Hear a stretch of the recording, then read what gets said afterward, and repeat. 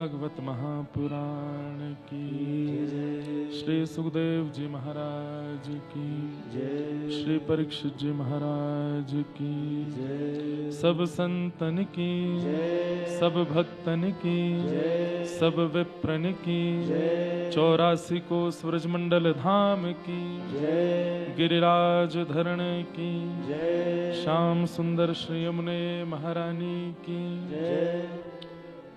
दामोदर कुंड की मुक्ति नारायण भगवान की शालिग्राम भगवान की गंडकी मैया की पर्वतराज हिमालय की देवादिदेव महादेव पशुपतिनाथ भगवान की सब संतन की सब भक्तन की पुरुषोत्तम मास की जय जय श्री नमः पार्वती पदय हर हर महादेव। द्वारिकाधीश की जय।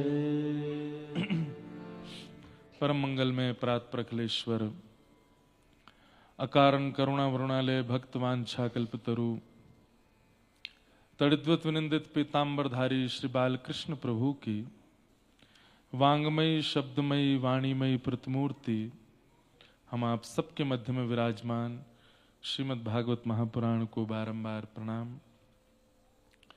पुरुषोत्तम मास के पावन अवसर पर पुरुषोत्तम की प्रत्यक्ष भूमि श्री मुक्तिनाथ धाम में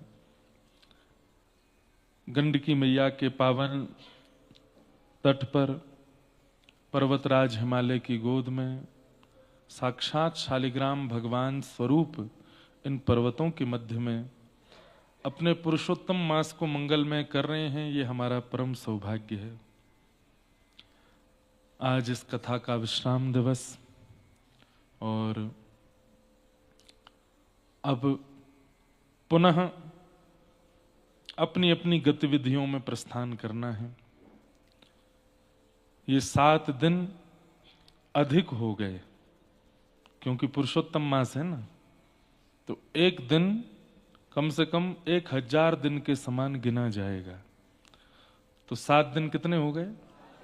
तो 7000 दिन के जो भी पुण्य होने चाहिए, जो भी भजन होने चाहिए, सेवा होनी चाहिए, कीर्तन होना चाहिए, कथा होनी चाहिए, कथा श्रवण होना चाहिए, वो अब 7000 हो गया।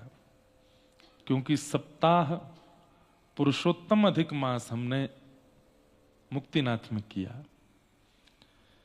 ये मेरी आपकी इच्छा से और मेरे आपके संकल्प से और मेरे आपके चाहने से संभव नहीं था। ये ठाकुर जी की कृपा थी, इसीलिए यहां ये संभव हो पाया। आज मुक्तिनाथ प्रभु के चरणों में अपनी वाक पुष्पांजलि को विश्राम देंगे और आज दामोदर कुंड दर्शन करने का अवसर प्राप्त हुआ। अभी वहीं से ही आए हैं। हम भागवत जी लेके गए थे अपनी, और मन में भाव था कि वहां पर दामोदर लीला का पाठ करेंगे। जब यशोदा मैया लाल जी को उलूखल में बांध देती है, वही तो दामोदर लीला है, उसको दामोदर लीला ही कहते हैं भागवत में। परंतु जब वहां पहुंचे और पहुंच करके जैसे ही विराजे, भागवत जी खोली तो दसम स्कंद का नंदस्त्वात्मजोत्पन्न यही खुला, मतलब नंदोत्सव। और जब नंदोत्सव खुला तो फिर हम नंदोत्सव का ही पाठ करके आए पूरा। नंदस्त्वात्मजोत्पन्ने जाता ह्लादो महामना आहूय विप्रान वेदज्ञान स्नातः सुचिरलंकृतः, इसी का ही पाठ करके आए। किस प्रकार व्रजमंडल में आनंदोत्सव मन रहा है, नंदोत्सव मनाया जा रहा है। खूब आनंद आया। मानो वहां तीन चार कुंड हैं, सब कुंड बड़े प्रसन्न हो रहे थे। क्यों? क्योंकि वहां पर भी नंदोत्सव कोई नहीं करता होगा जाके, हम वहां भी नंदोत्सव कराया है और बधाई रूप में तुलसी जी लुटा के आए। तुलसी जी अपनी तो जेब में हम लेके गए थे, लेकिन जो हमारे हेलीकॉप्टर चालक माता जी थी, बहन जी, उन्होंने भी हमको कुछ तुलसी जी दी, तो खूब सारी हो गई थी। तो जब प्रसंग आया, अवाद्यंत विचित्राणी वादित्राणी महोत्सवे, महोत्सव मन रहा है, तो पाठ करते करते ऐसे उड़ा रहा था तुलसी जी, और दामोदर कुंड को तुलसी जी की बधाई दे रहे, तो वहां यही दिया जाता है। हमारे पंडित जी भी सुबह लाके तुलसी जी हमको दे दिए, बोले आप चढ़ाए आना। किसी की सांस फूल रही थी, किसी की आंखें बंद हो रही थी, लेकिन हम तो वहां बड़े आनंद करके आए। 15 मिनट से ज्यादा वहां रुकने नहीं देते, क्योंकि सांस फूलने लगती है। पर जो हेलीकॉप्टर हमको लेके गया, हमने कहा आप जाओ, दूसरों को जब लेके आओगे उनको यहां छोड़ना, तब हम जाएंगे। वो दूसरों को लेके आए, दूसरे उतर गए, हमने फिर कहा, मैंने कि इन्हीं लोगों को लेके जाओ, तीसरी बार मैं जाऊंगा। अभी मेरा पाठ अधूरा रह गया। तो बोले महाराज जी यहाँ पे ऑक्सीजन लेवल घट जाएगा। मैंने कहा मुझे नहीं हो रहा कुछ भी, आप लेके जाओ। फिर वो तीसरे चक्कर में जब आए, मन तो मेरा तब भी नहीं था, लेकिन फिर मुझे समय दिखा कि अभी तो जाके कथा भी करनी है, और अभी हमको काठमांडू भी निकलना है, और निकलना तो हमें जल्दी है, क्योंकि यहाँ क्या है कि 12-1 बजे के बाद हवा इतनी तेज हो जाती है जोमसोम में, तो विमान और हेलीकॉप्टर का उड़ना बहुत मुश्किल होता है। लेकिन हमने कहा भाई अब कथा तो करके आएंगे, अब चाहे हवा तेज चले चाहे जो हो। तो तब तक हमने कहा आप अपने राउंड पूरे करो, हम कथा करके आते हैं। तो फिर यहाँ से काठमांडू और फिर भारत। तो आज खूब आनंद हुआ, दामोदर कुंड का दर्शन। निकलना तो हमको सुबह 7:30 बजे था। पहले नियम ऐसा था कि हम 7:30 बजे जाएंगे और हम 2-2.5 घंटा वहीं रहेंगे, 10:30 लौट के आएंगे। वाह! तो मन तो था कि 10:30 तक लौट के आएंगे, तो उड़े ही शायद 10:30 बजे। क्यों भाई? हैं? हम सबको वेट कराते ना कथा में, आज हमको ही वेट करवा लिया। हम 7:30 बजे जाके बैठ गए ऊपर, अब आएंगे 7 बजे, अब आएंगे अब आएंगे अब आएंगे। आ गए, फिर उसके बाद बोले परमिशन नहीं हो रही, वहां चाइना बॉर्डर लगता है उसकी ये। अच्छा, लोग बाग 3-4 दिन पहले वहां का शायद अनुमति ले लेते हैं, हमारी कल ही हुई अनुमति, तो इसलिए थोड़ा विलंब हो रहा था। हमने कहा अब तुम 10:30 बजे ले जा रहे हो, फिर भी हम 1 घंटा तो बैठ के आएंगे वहां पर कोई नहीं था वहां पे, कोई भी नहीं। 2 छोटी छोटी कुटिया बनी थी, उनमें भी कोई नहीं था। एक समय तो बीच का हमारे साथ 1-2 पुलिसकर्मी गए थे, तो वो लोग थे, बाकी एक समय तो मैं ही था बस पूरे दामोदर कुंड में। मन तो हुआ गोता मार लें, लेकिन बहुत ठंड थी, इसलिए बस प्रणाम करके हमने कहा ठीक है। कल 108 धाराओं में स्नान किए ऊपर, किस किस ने किया? आनंद आया है? जैसा 108 कुंड में स्नान करने के बाद बुद्धि की स्थिति होती है, ऐसी जीवन पर्यंत रहे, सुन्न। सुन्न हो जाती है, ऐसी स्थिति जीवन पर्यंत रहे तो आनंद है। हमें एक चीज का बस ठाकुर जी से हम धन्यवाद कहते रहते हैं कि आप हमसे युवावस्था में सब करा लो, वृद्धावस्था के लिए कुछ मत छोड़िएगा, क्योंकि वृद्धावस्था में होता नहीं है। और वृद्धावस्था में जब कोई यात्रा या किसी प्रकार का क्रम आप करते हैं, तो उसमें परिपूर्णता आप कर भी नहीं पाते, देह साथ नहीं देता। तो इसलिए हमने कहा जब जिस उम्र में ऊधम मचाते हैं लोग, उस उम्र में हमको तो खूब आप डुला लो, हमसे तो कथाएं करवा लो। और जहां जहां दुर्गम रास्ते हैं वहां वहां ठाकुर जी के दर्शन करके प्रणाम करके हम आ जाएं। क्योंकि ऐसा भी लगता है कि कथाएं करते करते प्राण त्यागेंगे तो ये जन्म तो अंतिम ही होगा, इसके बाद दोबारा तो आना नहीं है, तो दोबारा दर्शन कैसे होंगे? इसलिए अभी कर जाओ। आप लोगों का भी अंतिम जन्म ही है, कथा सुनते हैं ना, नित्य कथा सुनते हैं, इसलिए ये अंतिम ही है। अगले जन्म में आके क्या दर्शन करोगे? आओगे ही नहीं, इसलिए इसी में ही कर जाओ, जहां जहां जाना है सब जगह हो आओ। तो बस ऐसी भावना है। दामोदर अष्टकम आद्य गुरु शंकराचार्य भगवान अपनी माता जी को सुनाते हैं। हाँ, आज यहां आने वाले हैं। मुक्तिनाथ में भी श्री कांची के श्रृंगेरी के श्री शंकराचार्य भगवान पधारने। दो उनकी विजय यात्रा चल रही है नेपाल में, तो संभवतः थोड़ी बहुत देर में आ जाएंगे तो हम लोगों को भी दर्शन हो जाएगा। करारविंदेन पदारविंदम मुखारविंदे विनवेशयन्तम् वटस्य पत्रस्य पुटे शयानम् बालं मुकुन्दं मनसा स्मरामि। श्रीकृष्ण गोविंद हरे मुरारे, हे नाथ नारायण वासुदेव, जिह्वे पिबस्यामृतमेतदेव,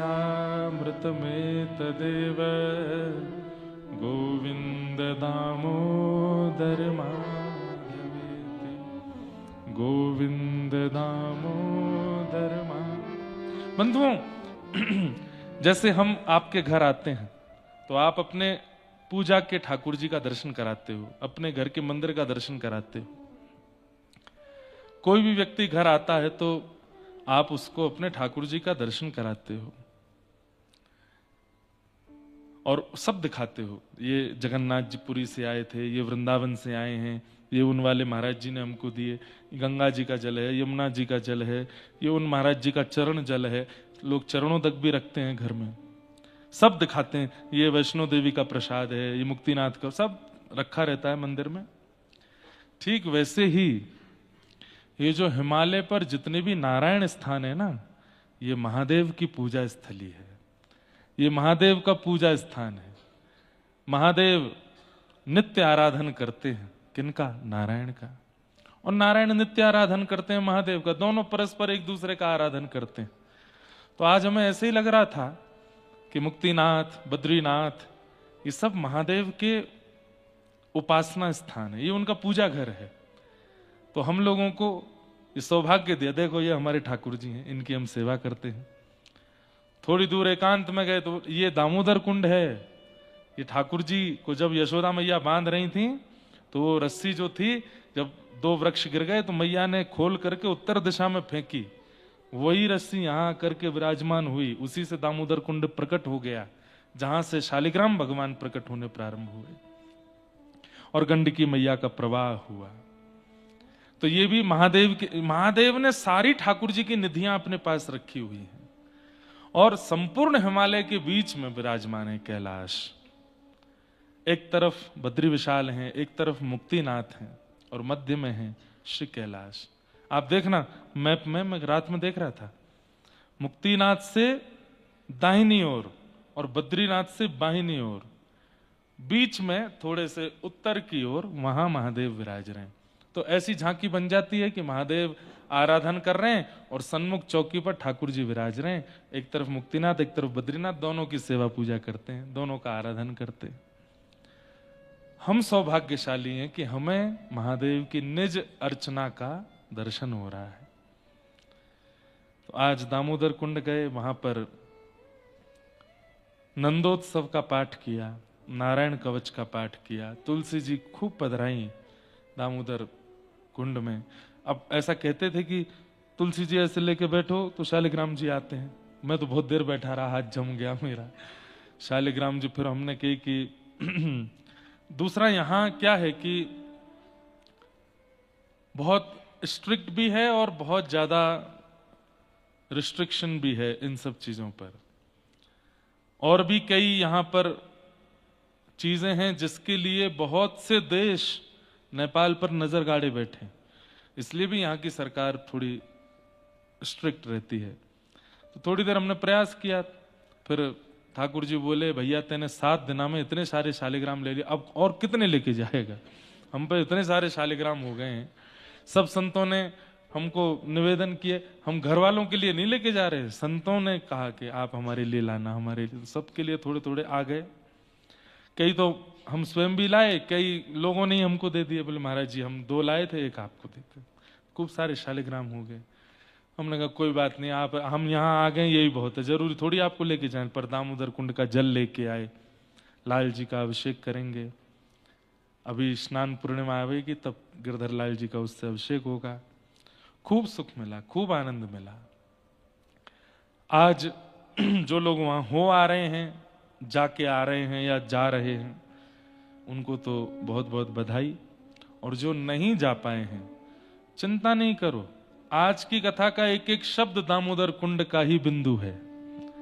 यहां से जो प्रवाह हो रहा है, इस कथा का जो प्रवाह हो रहा है, आज कथा नहीं हो रही, आज दामोदर कुंड का जल ही छिड़काव किया जा रहा है, आप सबका स्नान हो रहा है, ऐसी भाव है। तो बहुत सुख मिला, हमारा तो मन ही नहीं कर रहा है यहां से जाने का, लेकिन जाना तो पड़ेगा। किसी ने प्रश्न किया कि मधुर कैसे बने? वाह, जिसके जैसे बनना चाहते हो उसका नित्य चिंतन प्रारंभ कर दो। मधुर कौन है संसार में? मधुराधिपते अखिलम मधुरम अधरम मधुरम वदनम मधुरम अधरम मधुरम वदनम मधुरम मधुराधिपते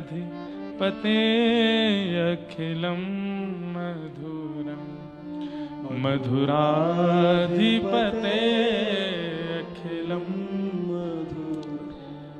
नित्य मधुर ठाकुर जी का चिंतन करते रहो, कथाएं सुनते रहो, लीला अनुभव करते रहो, उन्हीं का दर्शन करते रहो। नित्य उन्हीं के चिंतन में, उन्हीं के ध्यान में, उन्हीं के स्मरण में, उन्हीं के भाव में रहोगे, एक दिन मधुर हो जाओगे। व्रज के रसिक संतों से कभी मिलिए, उनको देख करके ऐसा लगता है कितने मधुर हैं, कितने मीठे हैं। उनके व्यवहार स्वभाव ऐसा नहीं लगता कि ये सामान्य संसार के व्यक्ति होंगे, क्योंकि ऐसे व्यवहार विचार किसी व्यक्ति के तो नहीं होते जैसे ब्रज के रसिक संतों के दिखते हैं। कैसे हो गए? मधुराधिपति ठाकुर जी का स्तवन करते करते हो गए। नित्य उनका स्मरण करो, नित्य उनका स्तवन करो, वैसे ही हो जाओगे, उनके जैसा रूप आने लगेगा। फिर दूसरा प्रश्न किसी ने किया है, गुरुदेव भक्ति की कितनी स्थितियां होती हैं, इनमें सबसे श्रेष्ठ स्थिति कौन सी है? हम यदि अपनी स्थिति को दूसरे की स्थिति से तुलना कर अपने आप को कोसते हैं तो ये गलत है। यदि हम भी दूसरे के उच्च कोटि के प्रेम लक्षणा भक्ति देखते हैं तो हमें लगता है हमारी ऐसी स्थिति कब होगी, हम कब ऐसी प्रेम भक्ति प्रकट करेंगे। 3-4 प्रश्न हैं एक साथ, ध्यान से सुनना। भक्ति की कितनी स्थितियां हैं? 4। निर्गुण, सतगुण, तमोगुण और रजोगुण। क्रमशः यदि कहूं तो सबसे पहले तमोगुण। तमोगुणी भक्ति किसे कहते हैं? जहां पर व्यक्ति ठाकुर जी को केवल और केवल देने वाला समझता है और स्वयं केवल मांगने जाता है, वो एक प्रकार की तमोगुणी भक्ति है। वो मुक्तिनाथ ठाकुर जी को दर्शन करने नहीं आया, अपने कष्ट सुनाने आया है। वो बद्रीनाथ दर्शन करने, धाम निवास करने नहीं गया है, अपनी पीड़ा ठाकुर जी को बताने गया है। कई लोग धाम यात्रा इसलिए भी करते हैं कि हमारा वो काम बन गया तो हम वहां जाएंगे, नहीं बना तो नहीं जाओगे। ठाकुर जी पूछते होंगे ऐसा, नहीं बना तो नहीं आओगे। ऐसे भक्तों को कहते हैं तमोगुणी। पहले जब हम छोटे थे तो हम भी सुनते थे गिरिराज जी की परिक्रमा लग रही है, दूध की धारा लग रही है, किसी कामना से लगाई जा रही है, तो हमें भी ऐसा लगता था शायद इसीलिए ही परिक्रमा होती है कि कामना हो। लेकिन जब भागवत करना प्रारंभ किया, गुरुदेवों से अध्ययन किया, तब पता चला अरे राम राम, ये तो कितना तामसी है। ठाकुर जी को कितना अनुचित लगता होगा कि कोई व्यक्ति केवल स्वार्थ के लिए उनके पास आता है। हर दिन आपके द्वार पर एक व्यक्ति खड़ा है और आपसे कहता है मैं आपसे बहुत प्यार करता हूं। आप कहते हो अच्छा बहुत बढ़िया बात। 2-3 बार आपने उसको अपने द्वार पर देखा तो 5वीं बार आपने उसको अंदर बुलाया। अंदर आकर के उसने कहा आप बहुत धनवान हैं, मैं इसलिए आपके पास आया हूं, थोड़ा सा धन दे दीजिए, मैं ये काम कर लूं। तो कितनी पीड़ा होगी। 4 बार मैंने सुना था तब इसने कहा था कि मैं प्रेम करता हूं, और अब ये कह रहा है कि आप धनवान हैं, मैं इसलिए आपके पास। स्वार्थ से मानवों के पास भी कोई आता है तो मानव को अच्छा नहीं लगता, तो ठाकुर जी को कैसे अच्छा लग सकता है। लेकिन इन भक्तों को क्या कहते हैं? तमोगुणी। ठाकुर जी को ये प्रिय नहीं है, तमोगुणी भक्त। उसके बाद आते हैं रजोगुणी। अच्छा, तमोगुणी भक्त का एक लक्षण और है, क्या? ये दूसरे से ईर्ष्या करते हुए ठाकुर जी के पास जाता है। किसी की शिकायत लेकर के या किसी की उपलब्धि से परेशान होकर के इस प्रकार से ठाकुर जी के पास जाता है। उसका इतना भला क्यों कर रहे हो, मेरा क्यों नहीं करते? उसके साथ इतना बढ़िया क्यों हो रहा है, मेरे साथ क्यों नहीं होता? इस प्रकार की भावना से जो भजन भक्ति करता है वो तमोगुणी।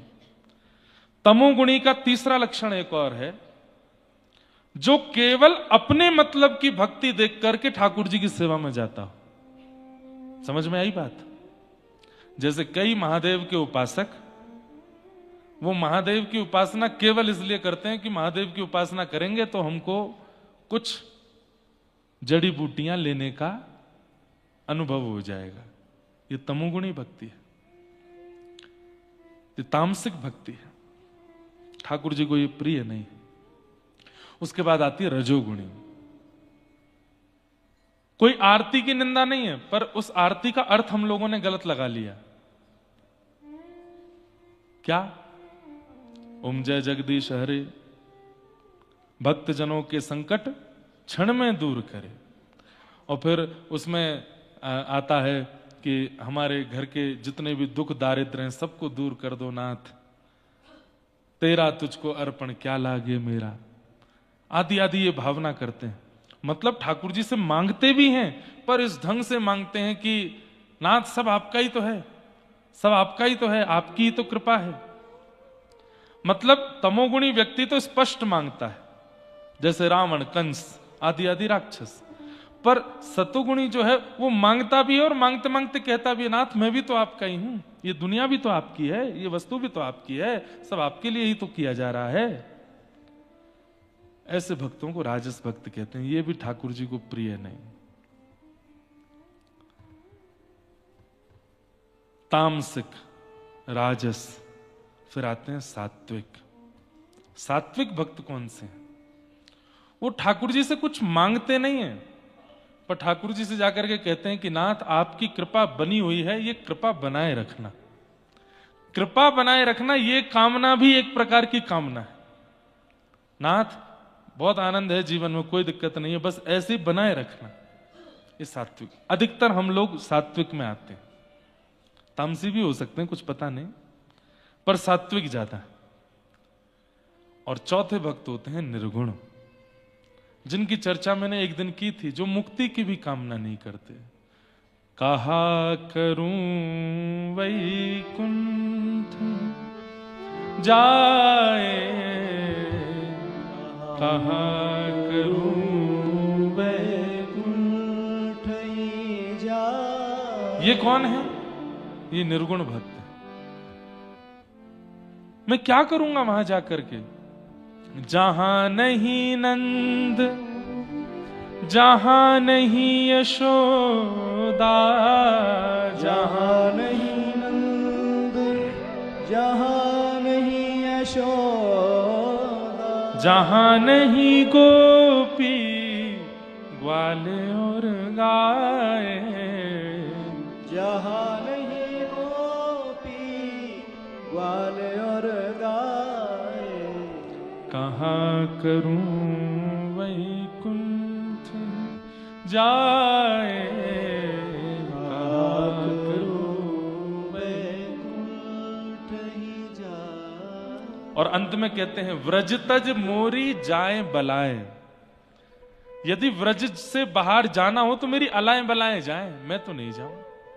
बंधुओं, आज भी कई ब्रजवासी ऐसे हैं, रास पंचाध्याय से आगे की कथा अगर होती है तो वो उठ के चले जाते हैं। क्यों? कृष्ण व्रज से बाहर जाने वाले, मथुरा जाने वाले हैं, पर द्वारिका वो कथा सुनते ही नहीं है।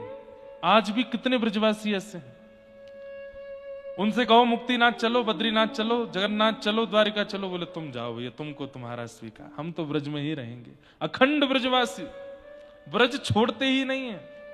ऐसे लोगों को देख करके लगता है कि इन्होंने ब्रज को नहीं, ब्रज ने इनको पकड़ा है, वो जाते ही नहीं कहीं भी। ऐसे अखंड ब्रजवासी हैं हमारे ब्रज में कई लोग। वो कौन है? बोले वो निर्गुण है, उन्हें कुछ नहीं चाहिए। बैठी रहूं कुंजन के कोने, श्याम राधिका गाऊं, बैठी रहूं कुंजन के कोने, श्याम राधिका। कितने श्रोता हैं हमारे, और कुछ शिष्य भी हैं, कहीं नहीं जाते वो कथा सुनने। वो बस यही कहते महाराज जी 6 महीना में एक कथा तो वृंदावन कर दिया करो, हम बाहर तो नहीं जा सकते, हम यहीं सुनेंगे। ऐसे ऐसे ऐसे अखंड ब्रजवासी। एक दो तो ऐसे भी हैं मेरी नजर में कि वो लाइव कथा भी नहीं सुनते। वो क्यों? ब्रज से बाहर की कथा भी नहीं सुनेंगे। ब्रज में आओ, विपिन राज सीमा से बाहर, हरि को नाही निहार, रेमन वृंदा विपिन बिहार। हे बिहारी जी, यदि आप वृंदावन की सीमा से बाहर प्रत्यक्ष प्रकट हो गए, हाथ पैर चलाते हुए बोलने लग गए और कहने लगे कि आओ मेरा दर्शन करो, तो भी हम आपको नहीं देखेंगे और आपसे कहेंगे पहले व्रज में आओ। व्रज से बाहर आपका दर्शन नहीं करेंगे। अब ये विषय थोड़ा ना बाहर के लोगों को चुभेगा कि ऐसा क्यों बोल रहा है, ये मुक्तिनाथ भी तो श्रेष्ठ है, बद्रीनाथ भी तो, पर भैया ये निर्गुण भक्त है, ये कहीं नहीं जाते, ये केवल और केवल वृंदावन में ही रहते हैं। हमारी प्रिया जी श्री किशोरी जी अखंड ब्रजवासी, एक बार केवल कुरुक्षेत्र गई हैं, बाकी कहीं नहीं जाते, सदा ब्रज में रहते हैं। दूसरे हमारे गिरिराज जी अखंड ब्रजवासी, गिरिराज जी भी ब्रज से बाहर नहीं जाते। कोई ले जाने का प्रयास करता है तो ऐसा सिर में दर्द कर देते हैं, वापस छोड़ के आना पड़ता है। या फिर कोई बहुत उच्च श्रेणी का कोई भक्त हो तो उसके साथ जाते, नहीं तो गिरिराज जी बाहर नहीं जाते। अखंड ब्रजवासी। तीसरा यमुना जी। अब आप कहेंगे यमुना जी तो दिल्ली में भी हैं, यमुना जी तो प्रयागराज में भी हैं। अब देखो कहने वाली बात है, दिल्ली में नदी स्वरूप में है, प्रयागराज में नदी स्वरूप में है, वृंदावन में महारानी है, और महारानी रूप से, पटरानी रूप से यमुना जी का जो स्वरूप है वो वृंदावन में ही रहता है, उसके बाहर नहीं जाता। चौथे श्री गोपेश्वर महादेव, वृंदावन से बाहर नहीं जाते, सदा वृंदावन में ही रहते हैं। महादेव के एक से एक अद्भुत स्वरूप पूरे विश्व भर में हैं, लेकिन गोपी स्वरूप में केवल वृंदावन में विराजते हैं। पर हम प्रयास करेंगे कि गोपेश्वर मानसरोवर में आवे मानसरोवर में आवे। कई लोग हो सकता है कि मेरी बात को खंडन भी करेंगे, कोई बताओ कैलाश में जाके गोपेश्वर को बुला रहे हैं। हम ब्रजवासी हैं भैया, हम कहीं कुछ भी कर सकते हैं हम मानसरोवर में भी गोपेश्वर को बुला देंगे और आनंद होगा वहां पर भी। पांचवें अखंड ब्रजवासी हैं व्रज की लता पता गुल्म पत्र वृक्ष। कई लोग कहते हैं कि वृंदावन से रज नहीं ले जानी चाहिए, पर रज कणिका जब आप वृंदावन जाते हो तो कितनी आपके वस्त्र पर, कितनी आपके चरणों में, कितने आपके अंग पर, बालों, सब जगह लगी जाती है।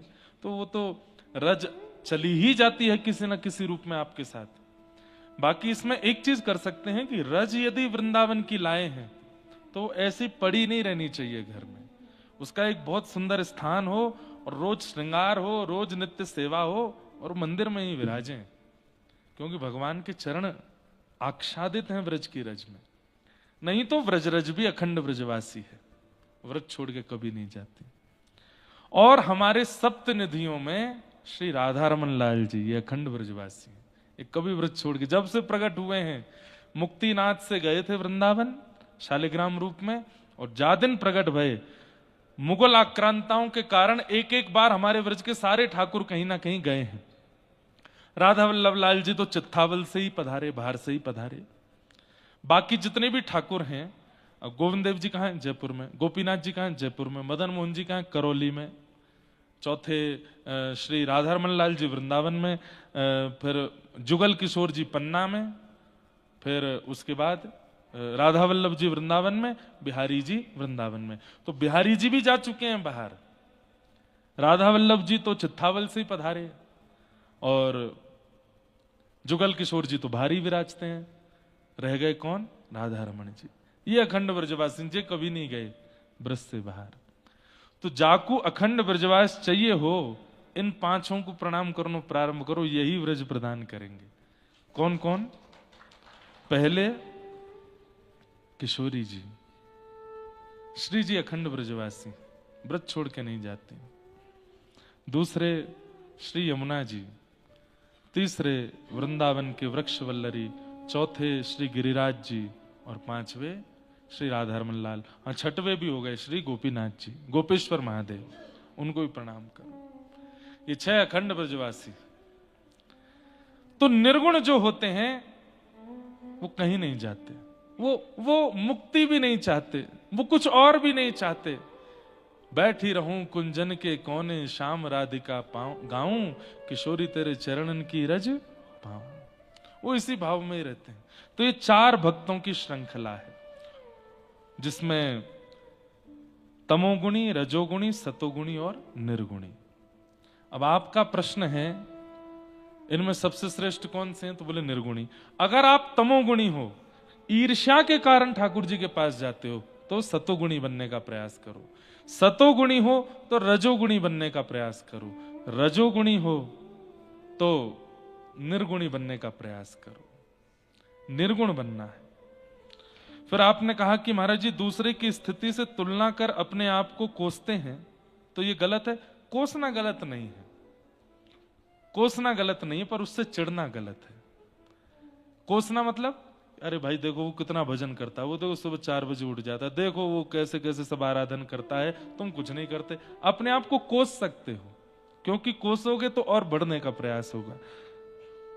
लेकिन दूसरे के प्रति प्रतिस्पर्धा या उससे ईर्ष्या नहीं होनी चाहिए, इसके भाव से कि वो ज्यादा कर रहा है, उसको अच्छा मिल रहा है, मैं भी करता हूं लेकिन मुझे नहीं होता, ऐसा नहीं। आप अपने आप को डांट सकते हो, फटकार सकते हो श्रेष्ठ बनाने के लिए, लेकिन दूसरे के प्रति ईर्ष्या नहीं कर सकते। यदि हम भी दूसरे की उच्च कोटि की प्रेम लक्षणा भक्ति देखते हैं, तो हमें लगता है कि हमारी ऐसी स्थिति कब होगी। ये तो हो सकता है, ये भाव भी रखना बुरा नहीं है। कब मिले हैं वह सखी सहेली, हरिवंशी हरिदासी, हरि हम कब होंगे व्रजवासी। कब हरिदासी और कब हरिवंशियों जैसी हमारी स्थिति बनेगी, ये बात तो आप मन में ला सकते हो। हम कब ऐसी प्रेम भक्ति प्रकट कर सकेंगे। सदा अपने से श्रेष्ठ भक्तों को देख करके उनके जैसे बनने का प्रयास करो। धीरे धीरे आपकी भक्ति भी आएगी। अभी मैं कल परसों शायद किसी से चर्चा कर रहा था, पद्धतियां बहुत हैं। मीराबाई की पद्धति अलग है, सक्कूबाई की पद्धति अलग है, जनाबाई की पद्धति अलग है, सूरदास की पद्धति अलग है, हरिदास की पद्धति अलग है, हरिवंशियों की पद्धति अलग है, रामानंदियों की पद्धति अलग है, रामानुजियों की पद्धति अलग है। सुनो सबकी, पर आपके चित्त को जो भाए उस पद्धति को स्वीकार कर लो। अब जैसे हरिदासियों में जन्माष्टमी नहीं होती, राधाष्टमी नहीं होती, जन्माष्टमी पर उत्सव होता है, राधाष्टमी पर उत्सव होता है, लेकिन किशोरी जी का उत्सव नहीं, ठाकुर जी का उत्सव नहीं, तो आचार्यों का उत्सव होता है। जन्माष्टमी के दिन पीताम्बर देव जी महाराज का उत्सव होता है और राधाष्टमी के दिन स्वामी श्री हरिदास जी महाराज का उत्सव होता है। तो किसी ने कहा, बोले कि महाराज जी, हमारे हरिदास परंपरा में राधा रानी का प्राकट्य क्यों नहीं मनाते, ठाकुर जी का प्राकट्य क्यों नहीं मनाते? तो वहां परंपरा क्या है, हमारे नित्य किशोर अजन्मा, हमारे नित्य किशोर किशोरी जी अजन्मा है, इनका कभी जन्म नहीं होता। बिहरत एक प्राण दो तनमा, ये दो तन है लेकिन प्राण एक ही है। अब ये पद्धति वहां की अलग है, वहां पे जन्माष्टमी राधाष्टमी का विधान नहीं है। तो पद्धति एक स्वीकार कर लीजिए और उस पद्धति के अनुसार ही अपना जीवन जीना प्रारंभ कीजिए। धीरे धीरे आप अपनी भक्ति में अतिश्रेष्ठ होते चले जाएंगे। तो ऐसे ऐसे भाव हैं, और भी कई लोगों ने कई बातें कही हैं, पर एक बहन का ऐसा भाव है कि महाराज जी, जो मासिक धर्म के समय ठाकुर जी की सेवा आदि नहीं होती है तो क्या हम भोग बना सकती हैं? वैसे तो नियम ऐसा है कि रसोई घर में भी प्रवेश नहीं करना चाहिए, क्योंकि जिस घर की रसोई में ठाकुर जी की प्रसादी बनती हो वहां प्रवेश नहीं करना चाहिए। अच्छा, आपको एक बात कहूं, इससे आप कभी भी विचलित मत हुआ करिए कि ये क्रिया में हमको ठाकुर जी से दूर क्यों रखा जाता है। ये बहुत बड़ा बलिदान है माताओं के द्वारा। आपको पता है क्यों होता है ये धर्म? सुनाते हैं थोड़ी सी कथा, ध्यान से सुनना। देवताओं के गुरु थे विश्वरूप, जिन्होंने नारायण कवच की रचना की। जो नारायण कवच 2-3 दिन हम लोगों ने खूब पाठ किया, सबको आनंदित किया। तो नारायण कवच किस लिए लिखा गया था? देवताओं की दैत्यों से रक्षा के लिए नारायण कवच लिखा गया था। परंतु विश्वरूप जो देवताओं के गुरु थे, ये दैत्यों के भांजे भी लगते थे। तो मामा के संबंध होने के नाते कभी कभी यज्ञ करते करते दैत्य आते और आके कहते, ओ भांजे राजा क्या कर रहे हो? बोले कि कुछ नहीं मामा जी, ये देवता लोग सब हमारे शिष्य हैं, इनका बल वर्धन कर रहे हैं। तो दैत्य कहते, हम भी तुम्हारे मामा हैं, थोड़ी हम पे भी कृपा किया करो। तो विश्वरूप कहते, वो तो ठीक है, लेकिन आप मेरे शिष्यों के शत्रु हो, आपका बल कैसे बढ़ाऊं? बोले, हम तुम्हारी माता जी के भाई हैं, थोड़ी हम पे भी कृपा करो। क्योंकि विश्वरूप की जो माता जी थी वो दैत्यों की बहन थी। तो एक बार मामाओं के लोभ में आकर के, थोड़ा संबंधी भाव आकर के, एक दिन उन्होंने दैत्यों के लिए भी यज्ञ किया। और संभवतः उसी दिन इंद्र अपने गुरुदेव के दर्शन करने के लिए आए। तो जैसे ही इंद्र दर्शन करने के लिए आए, देखा कि क्या हो रहा है, गुरुदेव तो दैत्यों का बल बढ़ा रहे हैं, दैत्यों के लिए यज्ञ कर रहे हैं। तो इंद्र को क्रोध आया और अपनी तलवार निकाल करके सर धड़ से अलग कर दिया गुरुदेव का ही। गुरु हत्या लग गई किसको? इंद्र को। गुरु हत्या भी लगी और ब्रह्म हत्या भी लगी, क्योंकि ब्राह्मण है। ध्यान से सुनिएगा। अब तो ये तो बहुत गलत हुआ, सबने आके बहुत डांटा भी इंद्र को, ये क्या किया तुमने? बोले, ये चुपके से जो है दैत्यों का बल बढ़ा रहे थे। बोले, कुछ भी कर रहे थे, तुम्हारे गुरु हैं, गुरु के प्रति इतना बड़ा अपराध? गुरुद्रोह लगा है तुमको और ब्राह्मण द्रोह भी लगा है। अब तुम स्वर्ग की गद्दी पर नहीं बैठ पाओगे। तब ब्रह्मा जी ने कहा कि भाई इतनी जल्दी दूसरा इंद्र कैसे बने? क्योंकि इंद्र बनने के लिए बहुत अश्वमेध यज्ञ और आदि आदि जिसके होते हैं वही इंद्र की पदवी पर बैठ सकता है। और अगर राजा की पदवी पर कोई है नहीं, कोई राज्य यदि राज्य शून्य हो जाए तो उस राज्य पर पड़ोसी और जो शत्रु हैं वो आक्रमण कर देंगे। समझ रहे हैं ना बात को? अब इंद्र स्वर्ग की राज्य गद्दी पर नहीं बैठ सकता। क्यों? क्योंकि उसको ब्रह्म हत्या लगी है, उसको गुरु हत्या लगी है। तब सब लोगों ने क्या क्या करें, अब इंद्र दूसरा इतनी जल्दी कैसे मिलेगा?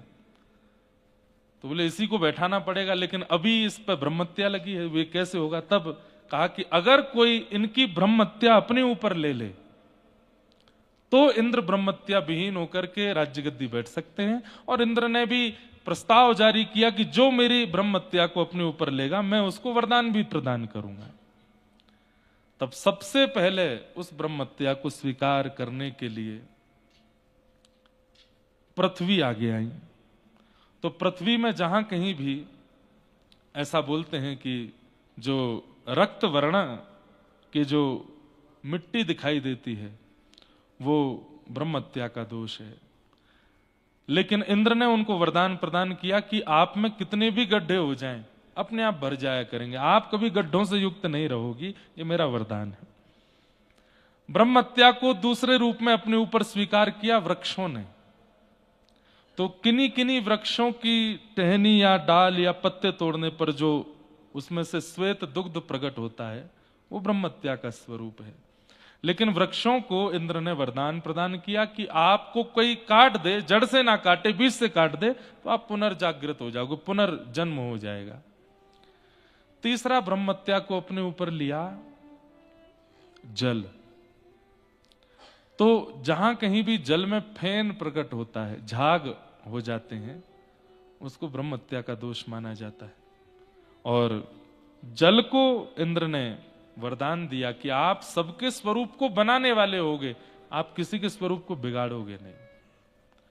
और चौथा ब्रह्महत्या को अपने ऊपर लिया विश्व की माताओं ने। इंद्र राजा बन सके इसलिए, जिसके कारण मास में कुछ अपवित्र दिन उनको रहना पड़ता है। इंद्र ने इनको क्या वरदान दिया? बोले आप किसी को भी अपने वश में कर सकते हो जब तक पिताजी के पास रहोगे तो पिताजी वश में रहेंगे, भैया के पास जाओगी तो भैया वश में रहेगा, और ब्याह होने के बाद में पिताजी पतिदेव वश में रहेंगे, और पुत्र होने के बाद पुत्र भी वश में रहेगा तो ये इंद्र का वरदान है। तो ये कोई ग्लानि वाली बात नहीं है, केवल आप लोगों का बलिदान है। इतना बड़ा बलिदान कि स्वर्ग चल रहा है आप लोगों के कारण, इंद्र बैठे हैं राज्य गद्दी पर आप लोगों के कारण। और उन समय में कई मॉडर्न विचार वाले कई लोग ऐसा सोचने लगते हैं कि नहीं, रोक टोक नहीं होनी चाहिए, ऐसा नहीं होना। वो कोई हीन भावना से नहीं है, केवल वो ब्रह्म हत्या का दोष आपने अपने ऊपर लिया है, इसलिए उन दिनों में कुछ शुद्ध क्रिया करने के लिए मना किया जाता है। बढ़िया आराम करो, तान दुपट्टा सो, रजाई ओढ़ करके पड़े रहो बेड पे, क्या करना है। पतिदेव और बच्चों से कहो 4 दिन तुम भोजन बनाओ, हम खाएंगे, चाय पिलाओ, सूप बनाओ, चलो इडली बना के लाओ, बाकी के दिन तुम्हारी इच्छा मानी जाएगी, इन दिनों हमारी इच्छा मानी जाएगी। तो ये तो उसको आप लोग ऐसा नहीं, ऐसे मत लिया कीजिए कि ये ऐसा क्यों हमारे समाज में ऐसा नहीं, वो आवश्यक है। उसमें रसोई में और मंदिर में प्रवेश ना किया जाए तो अच्छा है। ठाकुर जी को दोष नहीं लगता। अरे द्रौपदी जब चीरहरण हो रहा था और ठाकुर जी जब वस्त्र बन करके गए थे, उस समय रजस्वला अवस्था में थे, ठाकुर जी विचार नहीं करते। उस समय द्रौपदी को कोई छूना नहीं चाहता है, और वसन रूप भय श्याम, आप छूने की बात करते हैं, पूरे अंग पर आकर के लिपट गए थे श्री कृष्ण। वो नहीं विचार करते कि आप अपवित्र अवस्था में हो। हमें विचार करना चाहिए कि हम अभी शुद्ध नहीं है तो हम ठाकुर जी के पास ना जाएं। प्रेमी का अधिकार होता है, वो जब चाहे हमारे पास आ सकता है, पर हमारा प्रेम ऐसा है कि हम उसको बार बार परेशान ना करें। ठाकुर जी स्वतंत्र हैं, उनकी इच्छा हो जाएगी तो उस अवस्था में भी आपसे मिलने आ जाएंगे। लेकिन आपको प्रयास करना है कि नाथ अभी मैं युक्त नहीं, तो मैं दूर रहूं। तो जिन माता जी का ये भाव है कि हमारे घर में नैवेद्य बना सकते हैं, बनाना तो नहीं चाहिए, क्योंकि उन दिनों आपको अपनी तरफ से शुद्धता का ध्यान, रसोई में भी नहीं जाना चाहिए। पतिदेव को कहो जाओ बनाओ कुछ, पतिदेव कहेंगे 8 बजे ऑफिस जाना होता तो 4 बजे उठो, हम भी रोज 5 बजे उठ के तुम्हारा टिफिन लगाती हैं, अब इन 4 दिन तुम उठो ऐसी योजना बननी चाहिए घर में। तो ये बात है, इसका थोड़ा सा ध्यान रखना चाहिए। और कोई बात थी क्या? हाँ, क्या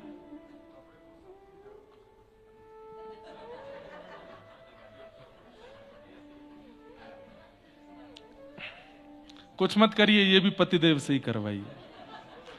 पंडित जी कह रहे हैं कपड़े धो सकती हैं, झाड़ू पोछा कर सकते हैं, कुछ नहीं करना है, तान दुपट्टा सो। हाँ, ये भी पतिदेव ही करेंगे, ये भी बालक बच्चे ही करेंगे। ये है अब पुरानी वाली सोच। काय को करे, जब भाई ठाकुर जी की सेवा में परहेज है तो बर्तन मांजना आदि कुछ नहीं करना है। बर्तनों में भी तो प्रसाद ही पाया जाएगा, वस्त्र पहन के भी तो मंदिर जाया जाएगा, क्यों धोए हम? कुछ स्पर्श नहीं करेंगे। वॉशिंग मशीन में भी पति डाल के आएगा, नहीं डालने जाएंगे। मतलब कुछ तो कराओ, नहीं कराना हमें कुछ भी। जब मंदिर में प्रवेश नहीं है, रसोई में प्रवेश नहीं, तो कहीं भी प्रवेश नहीं। बिस्तर पे ही रहो बस, स्नान ध्यान करो, आनंद करो। हाँ, नाम जप माला आदि ये सब भी नहीं, मन ही मन कर सकते हो, मन ही मन ठाकुर जी का स्मरण कर सकते हो। और हाँ, यूट्यूब पे बढ़िया कथा सुन सकते हो, पूरे दिन कथा सुनो। श्रवण करने में, ग्रहण करने में किसी में दोष नहीं है, आप कर सकते हो। फिर एक का भाव है कि महाराज जी मैं अपने लाला को हर जगह लेके जाती हूँ जब हम घर से दूर जाते हैं, पर मैं लाला का पूरा ध्यान रखती हूँ जितना मुझसे हो सकता है, क्योंकि घर पर अकेले नहीं छोड़ सकती मैं लाला को। क्या ये सही है? देखो, आपने एक बात यहां पर कह दी जिससे थोड़ी सी मन में संशय आ गया। जितना मुझसे हो सकता है, नहीं। जब एक मां अपने छोटे बालक को लेके जाती है तो जितना हो सकता है नहीं, जितना हो सकता है उससे ज्यादा करती है उसके लिए।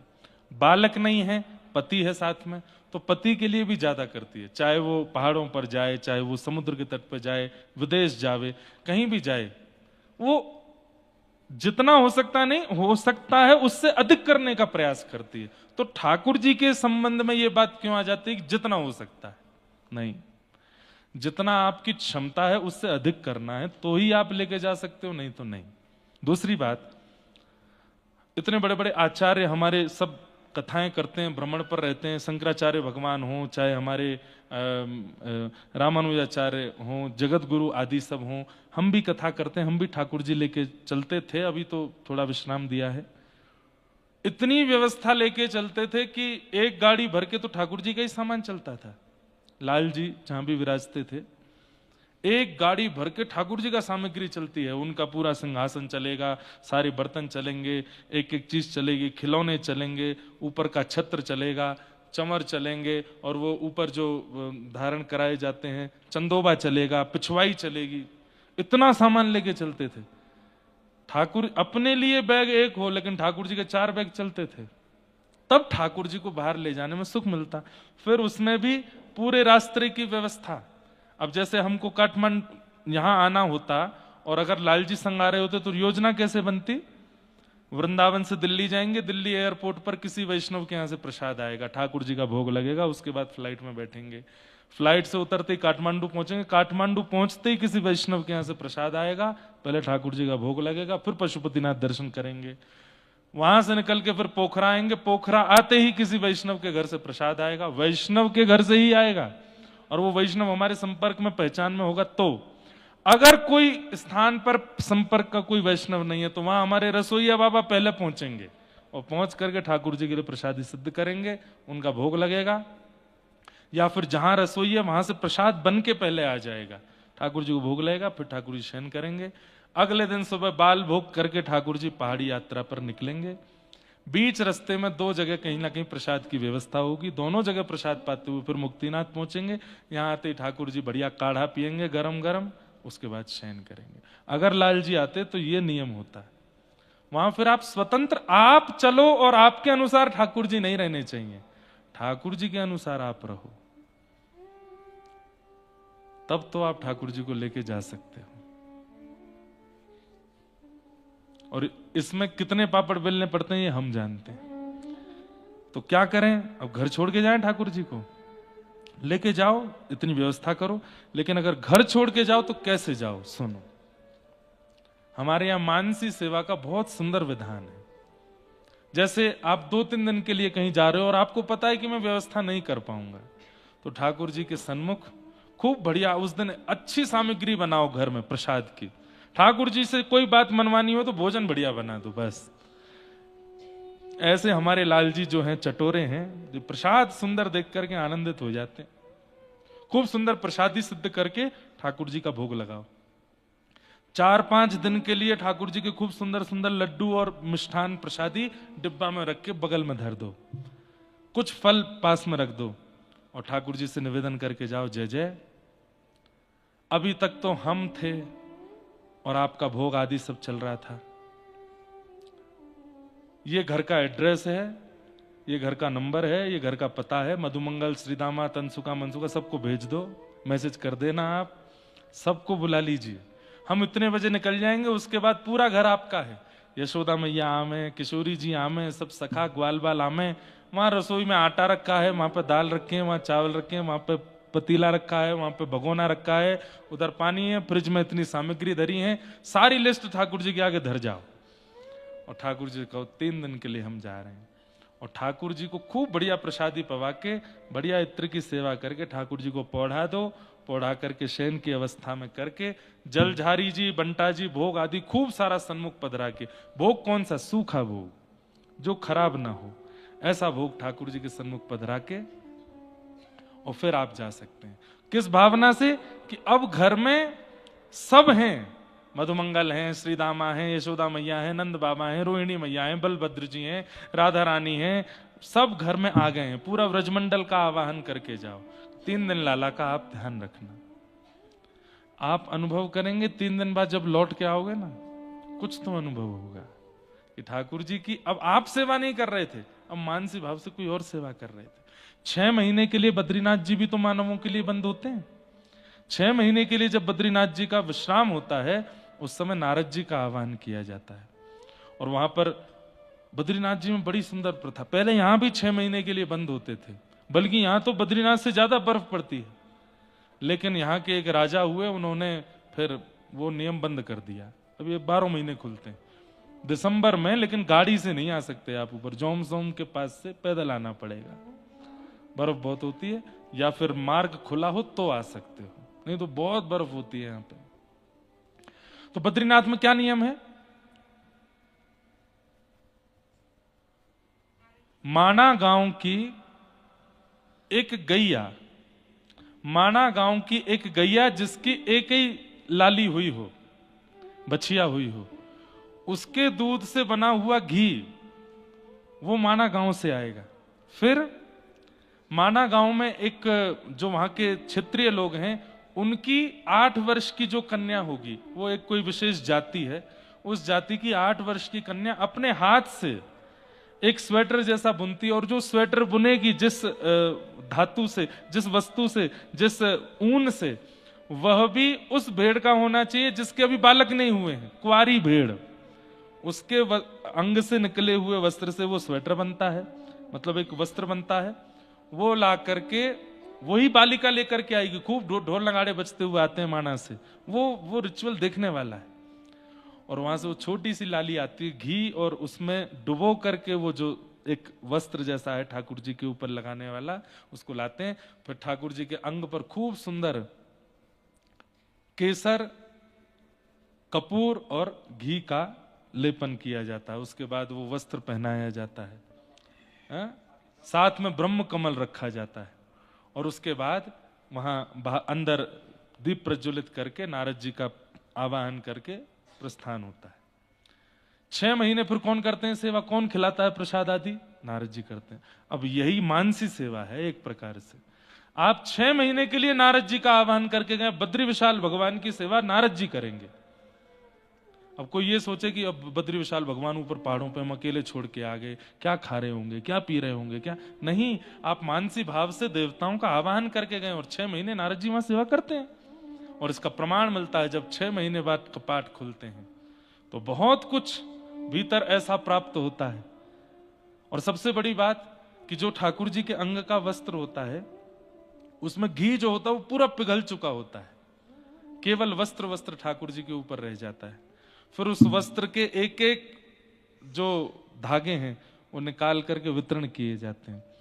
गत वर्ष हमारी कथा थी तो एक एक धागा हमको भी मिला, ये है। क्योंकि ऊन का जो धागा होता है ये कभी सूतक आदि ग्रहण आदि में भी अपवित्र नहीं होता। जैसे ग्रहण आदि पड़ेगा, सूतक आदि होगा, तो आपको बाकी के धागे निकालने पड़ेंगे, जनेऊ बदलना पड़ेगा। लेकिन ये ऊन है, ये कभी अपवित्र नहीं होता, इसलिए ये धारण है। ये बद्री विशाल भगवान के अंग का ही है। तो ये पूरी बात नहीं बतानी थी, लेकिन इसलिए बताई कि जो लोग सोचते हैं कि 2-3 दिन के लिए भी ठाकुर जी को लेके जाएं, या तो पूरी व्यवस्था करके चलो, ठाकुर जी के अनुकूल अपनी पूरी यात्रा करो, नहीं तो आप मानसी भाव से व्रज का स्मरण करके और जाइएगा। और जब यात्रा पर जाओ, हर 2 मिनट में, 4 मिनट में, 10 मिनट में ठाकुर जी को याद करते रहना। जैसे बाहर जाने पर घर वालों को बार बार फोन करते हैं, ठीक हो, ठीक है, ऐसे ठाकुर जी का स्मरण करते रहना। आप ठीक है ना, कोई दिक्कत तो नहीं हो रही ना, सब आनंद मंगल है, ऐसे करके आप जा सकते हैं मानसी भाव से। तो ये एक प्रथा है, ये एक नियम है, ऐसा आप कर सकते हैं। पर शालिग्राम भगवान की यदि आप सेवा करते हो, घर में शालिग्राम भगवान विराज रहे हैं और आप जनेऊ धारण करके उनकी सेवा करते हो, तो शालिग्राम भगवान तो आपको लेके जाने पड़ेंगे, उनकी सेवा तो आपको करनी पड़ेगी, उनकी सेवा आप स्किप नहीं कर सकते। शालिग्राम भगवान यदि घर में विराज रहे हैं तो उनका तो नित्य स्नान, ध्यान, पूजन सब करना पड़ेगा। वो बहुत सरल सेवा है, स्नान कराओ, पहुंच करके चंदन लगा दो, बस जो सामने आवे। और शालिग्राम भगवान को तो फल का भोग लगाओ, तपस्वी भगवान है ना, फल का भोग लगाओ, मखाने का भोग लगाओ, ड्राई फ्रूट्स का भोग लगाओ। पर लड्डू गोपाल तो भाई चटक मटक ठाकुर है, उसको तो 56 भोग पवाने पड़ेंगे। तो शालिग्राम भगवान को तो आप संग लेके जाएं। अच्छा, एक बात और मुझे यहाँ पता चली कि जैसे शालिग्राम भगवान घर में कौन से विराजमान होने चाहिए, जो आपके हाथ में आ सके। इतने बड़े शालिग्राम जो आपकी मुट्ठी में आ सके, उन्हीं को ही घर में विराजमान करने की आज्ञा है। उससे बड़े शालिग्राम जी मिल जाएं तो फिर उनको पास के मंदिर में या फिर बड़े स्थान पर जहां पर विशेष रूप से सेवा होती हो, वहां विराजमान करना चाहिए। ऐसी मुझको यहाँ के लोकल लोगों ने जानकारी दी। और एक यहाँ महाराज जी हैं जो शालिग्राम जी के सबसे बड़े एक्सपर्ट हैं, उनको हर प्रकार के शालिग्राम जी के बारे में पता है। उन्होंने बताया कि महाराज जी जो केवल हस्त कमल के अंदर आ जाएं, इतने बड़े शालिग्राम जी की सेवा घर में होनी चाहिए, उससे बड़े शालिग्राम तो फिर मंदिर में विराजें। तो ये आप लोग देख, अगर उससे बड़े शालिग्राम जी हैं तो फिर सेवा नियमित रूप से और बहुत भाव से करनी होगी, क्योंकि वो प्रत्यक्ष, फिर वो छोटे शालिग्राम है, छोटे लाला हैं, वो तो मान जाएंगे आपकी किसी भी गतिविधि को, लेकिन बड़े शालिग्राम जी आएंगे तो फिर बड़े रूप से ही सेवा उनकी होनी चाहिए। तो इस प्रकार ये किन्हीं का भाव था ठाकुर जी को लेकर के, इनको भी हम प्रणाम करते हैं। रास पंचाध्यायी कल हम लोगों ने श्रवण किया। रास के उपरांत ठाकुर जी अंतर ध्यान हुए, फिर महारास हुआ, गोपियों ने गोपी गीत गाया, महारास हुआ। महारास के उपरांत ठाकुर जी ने इस स्मृति को चित्त में धारण कर लिया और रास को अपना प्राण माना। ठाकुर जी को रास बहुत प्रिय। तत्पश्चात अब मैं कथा क्रम पूर्ण कर दूं। ठाकुर जी मथुरा गए, मथुरा जाकर के कंस वध किया। अपने नाना उग्रसेन जी को ठाकुर जी ने राज्य गद्दी पर बिठाया, कंस के पिताजी को, और स्वयं सांदीपनी उपाध्याय जी के यहाँ पढ़ने के लिए गए। वहां पढ़कर के लौट करके आए, व्रज की बहुत याद आई तो उद्धव जी को वृंदावन भेजा। उद्धव जी व्रजवासियों से मिलकर के आए। 6 महीने बाद आकर के ठाकुर जी ने जब उद्धव जी के चित्त में प्रेम पुलकित भाव देखे तो बहुत प्रसन्न हुए। 18 बार जरासंध ने चढ़ाई की, 17 बार तो भगवान ने उसको हरा दिया। 18वीं बार जब वो ब्राह्मणों को अनुष्ठान पर बैठा के आया तो ठाकुर जी रण छोड़ करके द्वारिका विराज गए। बोलो रण छोड़ राय भगवान की। रेवत राजा की पौत्री रेवती के साथ में बलराम जी का विवाह हुआ। श्री नारद जी महाराज ठाकुर जी के लिए कन्या ढूंढ रहे हैं, इनका ब्याह कैसे हो। तभी कौंडन्यपुर के राजा भीष्मक के यहाँ उनकी पुत्री रुक्मणी को जब नारद जी ने देखा, बहुत अच्छा था, नारद जी को लगा कि ये हैं ठाकुर जी के लायक, क्या करें। तो इतनी सुंदर कथा है भगवत जी की कि भीष्मक राजा के यहाँ नित्य कथा गाने वाले आचार्य जन आते थे। नारद जी ने उन सारे आचार्यों को पकड़ करके कहा, कोई और कथा नहीं करनी है, केवल कृष्ण के रूप का, स्वभाव का, व्यवहार का वर्णन करना है। साल 1.5 साल और कोई प्रसंग ही नहीं सुनाना, ना ज्ञान ना वैराग्य, केवल और केवल कृष्ण प्रेम लक्षण सुनाने हैं। सबने पूछा कारण? बोले कारण कि भीष्मक राजा की बेटी सबसे आगे बैठ के कथा सुनती है, उसको ठाकुर जी ऐसे रम जाएं कि चले तो कृष्ण दिखें, बैठे तो कृष्ण दिखें, उठे तो कृष्ण दिखें, वो इतनी व्याकुल हो जाए कृष्ण विरह में, तब थोड़ी बात बन सकती है। तो यहां सब व्यासों को लगा दिया, एक एक करके हर महीने नए नए व्यास आते हैं। कौंडन्यपुर में आते ही थे हमेशा से, पर अब उन व्यासों की वाणी में थोड़ी रस का भाव ज्यादा, सब ठाकुर जी के रस का वर्णन करते हैं। नन्हे से गोपाल जी, ऐसे उनके गाल हैं, ऐसे उनके नेत्र हैं, ऐसी नासिका है, ऐसे बोलते हैं, ऐसे चलते हैं। रुक्मणी जी पहले दिन सुनती हैं, बहुत अच्छा लगता है, दूसरे दिन सुनती हैं, बहुत अच्छा लगता है। सुनते सुनते सुनते सुनते 6 महीने जब हो गए तो रुक्मणी जी ने एक दिन व्यास जी से कहा, और कोई विषय नहीं है, आप केवल वो श्याम सुंदर का ही वर्णन करते रहते हैं। स्थिति ये हो गई है कि मैं दाल खाती हूं, उसमें काला जीरा भी मुझे श्याम सुंदर ही दिखता है। तब वो सब व्यास बोले, इसीलिए तो सुना रहे हैं। अब तो जहां भी रुक्मणी जी देखती हैं, श्याम कांति और पीत वस्त्र देखते ही उनको लगता है ये वही हैं जिनकी मैं कथा सुनती हूं। इसीलिए रुक्मणी जी ने अपने पत्र में सबसे पहला श्लोक लिखा, श्रुत्वा गुणान भुवन सुंदर शृण्वताम ते निर्विश्य कर्ण विवरई हरतोंगतापम। मैंने आपको बहुत सुना है, और ये सुनवाया किसने? नारद जी ने। अच्छा, इतना ही नहीं हुआ है, वहां द्वारिका में 6 महीना की कथा नारद जी करने बैठ गए हैं। ठाकुर जी से जाके बोले, हमको चातुर्मास करना है। तो ठाकुर जी बोले, कर लो। बोले, लेकिन 4 महीना कम लगते हैं, हम 6 मास करेंगे द्वारिका में। बोले, ठीक है, करो, बढ़िया, आनंद करो। गोविंद भुजगुप्तायाम द्वारवत्वाम कुरुद्वह अबासित नारदो भिक्षणम कृष्णोपासन लालसा। नारद जी आदि जैसे संत वृंदावन में, द्वारिका में ठाकुर जी के दर्शन करने के लिए रहते हैं। तो नारद जी बोले, 6 महीना रहेंगे तो मन कैसे लगेगा? ठाकुर जी बोले, क्या करोगे? बोले, हमारी कथा रख लो आप अपने राज्य भवन में। ठाकुर जी बोले, ठीक है, कथा कर देना, सब मंत्री महामंत्री सब कुछ। नहीं, आप सुनोगे बैठ के।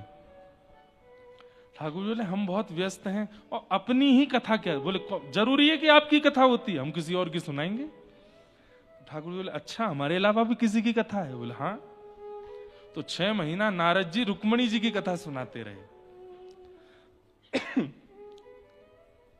एक राजा हैं भीष्मक, उनकी पुत्री है रुक्मणी, भूमि से प्राप्त हुई। कथा सुनने में उनकी बड़ी रुचि है। बाल अवस्था में अपने पिताजी के साथ नित्य मंदिर जाया करती थी, ऐसे भाव रखती थी, ऐसा करती थी, आदि आदि सब भाव। ठाकुर जी कहें, तुम रोज रोज एक ही कथा क्यों सुनाते हो भाई? बोले, कैसी लग रही है ये बताओ। बोले, बढ़िया है। बोले, बस ये बढ़िया ही तो लगवाना है आपको। तो मतलब केवल गुणगान रुक्मणी जी नहीं सुन रही है, ठाकुर जी भी सुन रहे हैं। और जब 6 महीने पूर्ण हो गए, रुक्मणी जी के रोम रोम में कृष्ण विराजमान हो गए। एक दिन भाई ने आकर के कहा कि हम तुम्हारा विवाह शिशुपाल से कर रहे हैं। तो रुक्मणी जी ने कहा कि मैं तो मन से, बुद्धि से, आत्मा से कृष्ण को वर्ण कर चुकी हूं भैया, अब कैसे होगा? बोले, कृष्ण? कौन कृष्ण? वो द्वारिका वाला? बोले, हाँ। अपनी फूल सी बहन का ब्याह मैं उस टेढ़े मेढ़े से करूंगा? कोई कहता उसका पाम टेढ़ा, कोई कहता उसका हाथ टेढ़ा है, कोई कहता उसके। बोले, भैया आपने देखा कभी उनको? बोले, देखा नहीं है, सुना ही है। और मैंने तो सुना है कि वो काला है। मेरी ऐसी ऐसी चंद्रमा जैसी बहन को मैं उस कालिया से ब्याह कराऊंगा? भैया मैं वही तो कह रही हूं, आपने देखा उनको? देखा नहीं है पर सुना। और सुन, उसकी विरादरी का नहीं पता, ये कंफर्म ही नहीं है कि वो बेटा किसका है। कोई कहता है नंद जी का बेटा, कोई कहता है देवकी का, और जेल में जन्म हुआ उसका, जेल में, कारागृह में जन्म हुआ, ऐसे से अपनी बहन का ब्याह करूंगा मैं? और कईयों तो ऐसा भी कहते हैं कि वो अयोनिज है, उसका जन्म ही नहीं हुआ, वो कहीं और से ही प्रकट हो गया है, मैं कैसे ब्याह कर दूं? रुक्मणी जी बोली, भैया मैं भी तो पिताजी को खेत में ही प्राप्त हुई थी ना, तो ये बातें तो मेरे लिए भी बन सकती हैं कि मेरे पिता का भी कोई अता पता नहीं। ऐसा क्यों बोलती है? बोले जब मेरे लिए बुरा लग रहा है तो आपको उनके लिए कैसे कह रहे हो आप? लेकिन रुक्मिणी ने एक बात भी नहीं मानी और शिशुपाल से सगाई कर दी रुक्मिणी जी की। रुक्मिणी जी ने अपनी भाभी से कहा तो भाभी ने कहा तुम तो इतना व्याकुल हो रही हो उनसे ब्याह करने के लिए, वो तुम्हें जानते भी हैं द्वारिकाधीश? बोले जानते तो नहीं होंगे। बोले ऐसे कैसे फिर, मतलब तुम उनसे बिना मिले, बिना जाने, बिना परिचय तुम यहाँ जो है विवाह के आनंद बनाए जा रही हो, एक पत्र तो लिखो। तब रुक्मिणी जी ने पत्र लिखा, 7 श्लोक लिखे, मानो इन 7 श्लोकों में ठाकुर जी से विवाह कर लिया।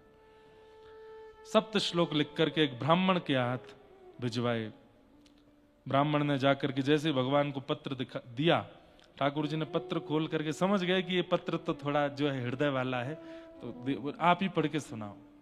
ब्राह्मण देवता बोले, जैसे पत्र पढ़ने लगे, प्रथम श्लोक सुनते ही ठाकुर जी बोले चलो। बोले कहाँ? जिन्होंने भेजा उनके घर चले, इन्होंने हमको बुलाया है, आमंत्रण दिया है, चले। पूरा पत्र तो पढ़ लीजिए, एक एक बात समझते, और मुझसे थोड़ा पूछ तो लीजिए वो देखने में कैसी हैं आती। बोले मैं जानता हूं ये वही है नारद जी जिनकी कथा सुनाते थे, मैं इनको भली भांति पहचान गया हूं। और रही बात, मुझे एक गुण देखना है अपने जीवन साथी में। सोचिए, भगवान कह रहे हैं मुझे अपने जीवन साथी में एक गुण देखना है, और वो गुण पहले श्लोक में ही लिखा है। क्या?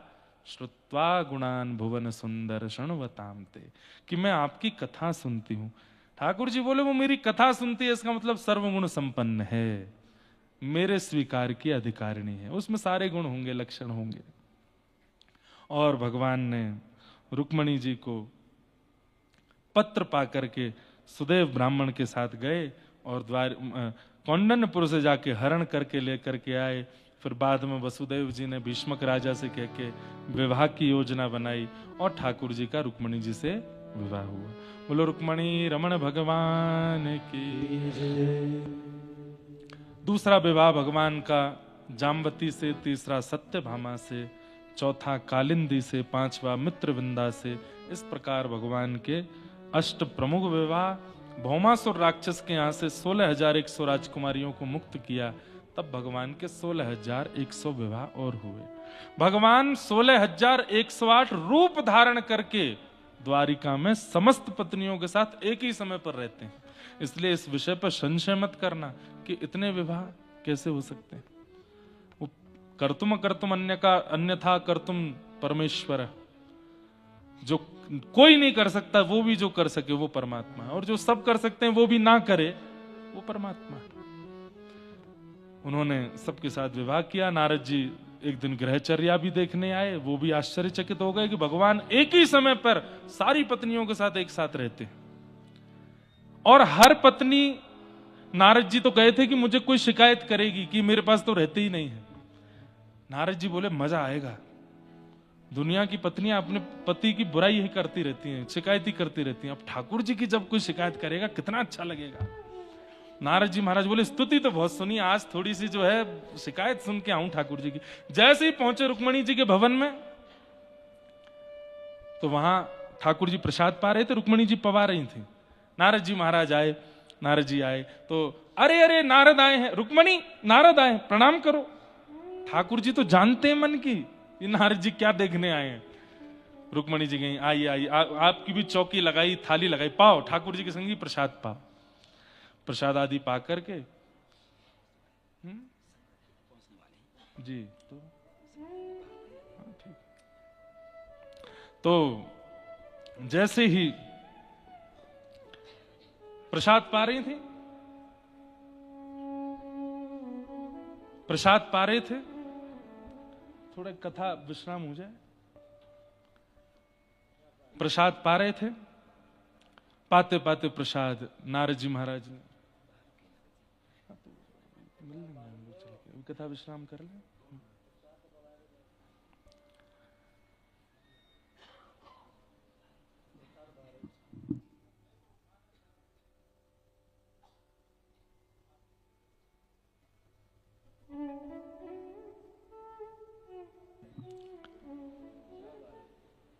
नारद जी प्रसाद पाने लगे। प्रसाद पाते ही, प्रसाद पूर्ण करते ही सीधे रुक्मणी जी को पकड़ा, एकांत में ले गए। सब ठीक है? रुक्मणी बोले हाँ बहुत बढ़िया। नहीं नहीं, तुम मुझसे बोल सकती हो, मैं गुरु हूं तुम्हारा, बताओ कुछ बात। नहीं कोई ऐसी बात नहीं। बोले थोड़ी तो समय देने में थोड़ी कटौती कर। नहीं, पूरे दिन यहीं बैठे रहते हैं। मैं बोलती हूँ सत्यभामा के पास चली जाओ, जामवती, कहीं नहीं जाते, यहीं रहते हैं। मैं बहुत सौभाग्यशाली हूं, बहुत प्रेम देते हैं, कोई शिकायत नहीं। नारद जी बोले अब और मजा आएगा। क्यों? ये पूरे दिन यहीं रहते हैं तो बाकी तो दुखी बैठी होंगी। नारद जी बोले ठीक है भगवान, चलते हैं, आज्ञा। ठीक है नारद जी, जल्दी आना। बगल में ही था जामवती का भवन।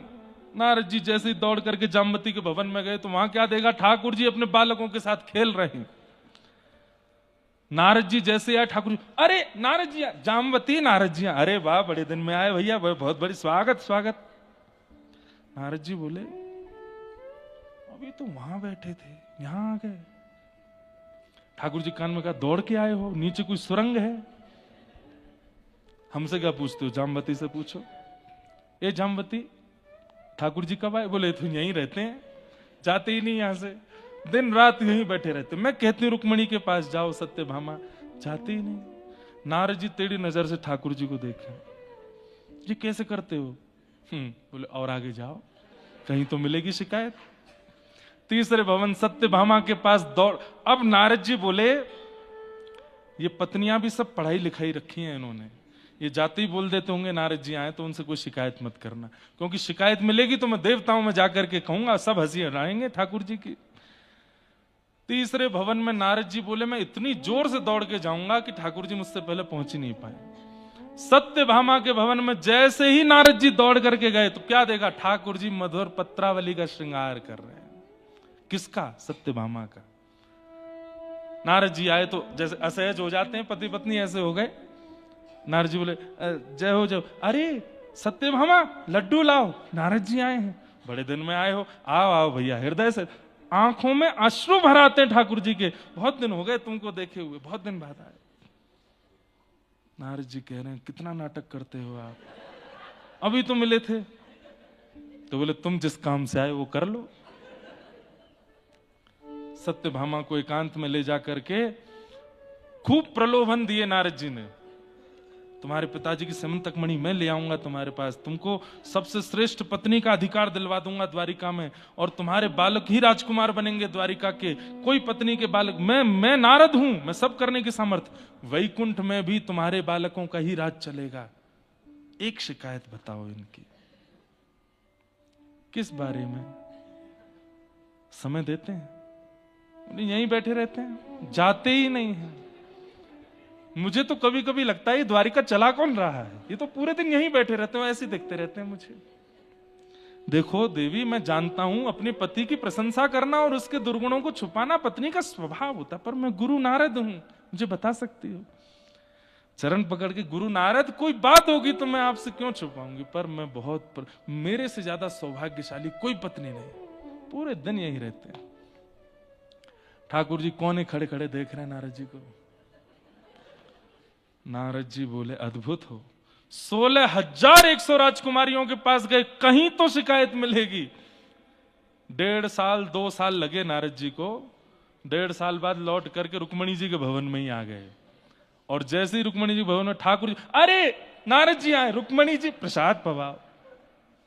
अंत में आके नारद जी ने चरण पकड़े, बोले नाथ ये सब आपकी लीला है, आप ही कर सकते हो, हम मानव तो सोच सोच के पागल, लेकिन आप ही कर सकते हो। किसी का मन नहीं दुखने देते, सबका मन संभाल लेते हो, इसलिए आप भक्त वत्सल हो। नारद जी ने बहुत पूजा की ठाकुर जी की। बोले गृहस्थ आश्रमी यदि मैंने कोई देखा अपने जीवन में तो वो ठाकुर जी देखे। यहां एक नहीं संभाल पाता कोई, 16,108 संभाल के बैठे। इसलिए भगवान की होड़ मत करिएगा कि वो उनकी इतनी है तो हम एक आध रख लें ना। ठाकुर जी हैं, वो सब कर सकते हैं भैया, हम लोग तो दासी बने रहे हैं। भगवान के इस प्रकार दिनचर्या ग्रहचर्या का दर्शन हुआ। फिर आगे ठाकुर जी के अश्वमेध यज्ञ के भाव से पांडवों के पास गए। वहां जाकर के भगवान की अग्र पूजा हुई। तत्पश्चात सुदामा जी का चरित्र आता है। भगवान के परम सखा श्री सुदामा जी मिलने के लिए गए। सुदामा जी ने कुछ मांगा नहीं, ठाकुर जी ने सब कुछ दे दिया। कथाएं सब आपने बहुत विस्तार से सुनी है। सुदामा जी पर भगवान ने कृपा की। भगवान अपने बालकों को समझाते हैं, रूप यौवन संपत्ति, रूप यौवन संपत्ति, बहुत सम्मान और अविवेक, गैर सत्संग, ये 5 यदि जीवन में होंगे तो पतन होना निश्चित है। कौन कौन से? सबसे पहला रूप, आप सुंदर हो। दूसरा यौवन, युवावस्था में हो। तीसरा संपत्तिवान हो, बहुत धन है आपके पास। चौथा कम उम्र में ही बहुत सम्मान मिलता है। और पांचवा सत्संग का ना होना। इन चारों के होते हुए सत्संग जीवन में नहीं है तो आपका पतन होने से कोई नहीं रोक सकते। इसलिए ठाकुर जी कहते हैं कोई भी गुण है आपके पास, यदि उस गुण से अपना पतन नहीं करवाना चाहते तो सत्संग करते रहा करो। भगवान अपने पुत्रों से कहते हैं तुम्हारे पास सब है, तुम सुंदर भी हो, यौवन भी है, संपत्तिवान भी हो, सब कुछ तुम्हारे पास है, परंतु सत्संग नहीं करते हो। तो बच्चे भगवान से बोले कि आप हमारे पिताजी, आप हमारे चाचा लगते हैं, आप हमारे भगवान हमारे पिता हैं, हमको कथा सुनने की क्या आवश्यकता। ठाकुर जी बोले ऐसा नहीं, सत्संग किया करो, क्योंकि सत्संग निर्माण करता है। जो माता पिता नहीं कर पाएंगे, वंश नहीं कर पाएगा, परिवार नहीं कर पाएगा, वो निर्माण सत्संग करेगा। इसलिए सत्संग में जाया करो, नहीं तो किसी दिन तुमसे अपराध बनेगा और उस अपराध के कारण सब नष्ट हो जाओगे। तब भगवान की बात नहीं मानी। शाम्ब को साड़ी पहना करके एक दिन संतों की परीक्षण करने के लिए सारे बालक उसको नई दुल्हन बना के ले गए और संतों, जहां संत जन बैठ के तपस्या कर रहे थे, जाके पूछने लगे इसके गर्भ में लाला है कि लाली, ये बताओ। संतों ने नेत्र बंद करके ध्यान लगा करके जब देखा भगवान का पुत्र शाम्ब, श्राप दे दिया कि इसके गर्भ से लोह पिंड जन्मेगा और पूरा यदुवंश नष्ट होगा। घिस करके उस लोह पिंड को समुद्र में डाल दिया। लेकिन गुरुजनों की, ब्राह्मण जनों की एक बार मुख से निकली हुई बात लग के ही रहती है, उसको कोई नष्ट नहीं कर सकता। देखते ही देखते एक दिन किसी कारणवश यदुवंशियों में युद्ध हुआ और संपूर्ण यदुवंश लड़ झगड़ करके नष्ट हो गया। भगवान अपने ही यदुवंश को नष्ट होते हुए देखते रहे, क्योंकि ठाकुर जी चाहते थे कि अब मेरे बाद, मेरी लीला संवरण के बाद ये लोग पृथ्वी के भार बन जाएंगे। क्यों? क्योंकि ये सब कुछ है इनके पास में और विवेक नहीं है, सत्संग नहीं है, इसलिए इनका नष्ट होना जरूरी है। दाऊ दादा भी क्षीर सागर में प्रवेश कर गए। भगवान वृक्ष के नीचे बैठे हैं। उद्धव आदि कुछ अपने प्रिय जनों को ज्ञान उपदेश कर रहे हैं। ज्ञान उपदेश करते हुए उद्धव ने कहा कि नाथ, अब बोले अब मैं प्रस्थान करूंगा, मेरी लीला पूर्ण हुई। अब कलिकाल में मेरा अनुभव करना हो तो श्रीमद् भागवत जी की कथा सुनना, वो मेरा ही स्वरूप है। एक एक श्लोक मेरा रों है, एक एक अध्याय मेरी ग्रंथियां हैं। श्रीमद् भागवत यानी कि सचल श्री कृष्ण, शब्द में श्री कृष्ण, वांग में श्री कृष्ण, उनकी शरण में चले जाना। और भगवान एक दिव्य ज्योति में प्रकट होकर के 7 बार आकाश में भ्रमण किए। तिरोधाय प्रविष्टोयम श्रीमद् भागवतार्णवम्। और ठाकुर जी भागवत जी में आके, उस समय भागवत जी कौन सी थी? चतुश्लोकी भागवत, जो अहमेवासमेवाग्ये नान्यद्यत् सत् सत् परम, जो भगवान ने ब्रह्मा जी को सुनाई है, उसमें ठाकुर जी विद्यमान हुए और ब्रह्मा जी से कहा था कि इसका विस्तार करवाना। ब्रह्मा जी ने वही नारद जी को दी और नारद जी ने वेदव्यास जी ने उसी के 18,000 मंत्र प्रकट किए, जो कि श्रीमद् भागवत समेता हम सबके सन्मुख है। ये साक्षात भगवान श्री कृष्ण है। भगवान लीला पूरी करके प्रस्थान कर गए। उद्धव को बद्रिकाश्रम जाने की आज्ञा दी, मैत्री मुनि को हरिद्वार जाने की आज्ञा दी, और यहां अर्जुन को सब पटरानियों को लेकर के व्रज जाने की आज्ञा की। लेकिन बीच रास्ते में ही ठाकुर जी रूप बदल के आए, अर्जुन से सारी पटरियों को हरण करके ले गए। क्यों? अर्जुन को भी एक बात का अभिमान था कि मैं गांडीवधारी हूं, मैं बहुत बलवान हूं। तो ठाकुर जी बता गए कि मेरे बिना धनुष भी किसी काम का नहीं है, और सब पत्नियों का हरण करके ठाकुर जी ले गए। अर्जुन ने जाकर के सब समाचार पांडवों को बताया। पांडवों ने स्वर्गारोहण किया, परीक्षित को राजा बनाया। परीक्षित को 7 दिन में मरने का श्राप लगा। शुकाचार्य जी ने आकर के भागवत की कथा सुनाई। आज 7वां दिन विश्राम हुआ। शुकाचार्य जी उठ करके प्रस्थान कर गए। परीक्षित को तक्षक सर्प ने स्पर्श किया। दिव्य धाम गोलोक से एक विमान आया, और उस विमान में परीक्षित विराजमान होकर के भगवत धाम को प्रस्थान कर गए। बोलो भागवत महापुराण की जय। श्रीमद् भागवत जी के अंतिम 2 श्लोक सब लोग मेरे साथ में स्पष्ट उच्चारण करते हुए बोलेंगे।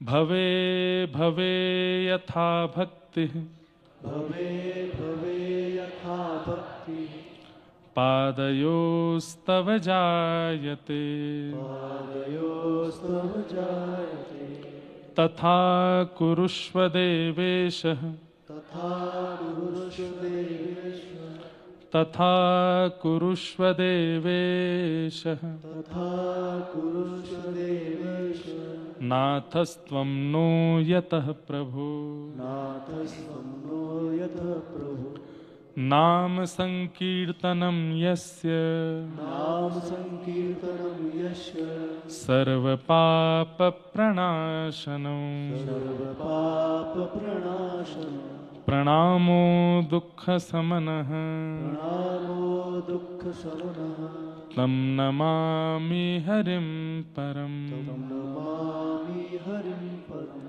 नाम संकीर्तनं यस्य, नाम संकीर्तनं यस्य, सर्वपाप प्रणाशनं, सर्वपाप प्रणाशनं, प्रणामो दुःख समनः, प्रणामो दुःख शमनः, तं नमामि हरिं परम्। तं नमामि हरिं परम्। जिन भगवान का नाम संकीर्तन सब प्रकार के पापों का नाश करता है, ऐसे भगवान को प्रणाम करने से दुख का नाश होता है।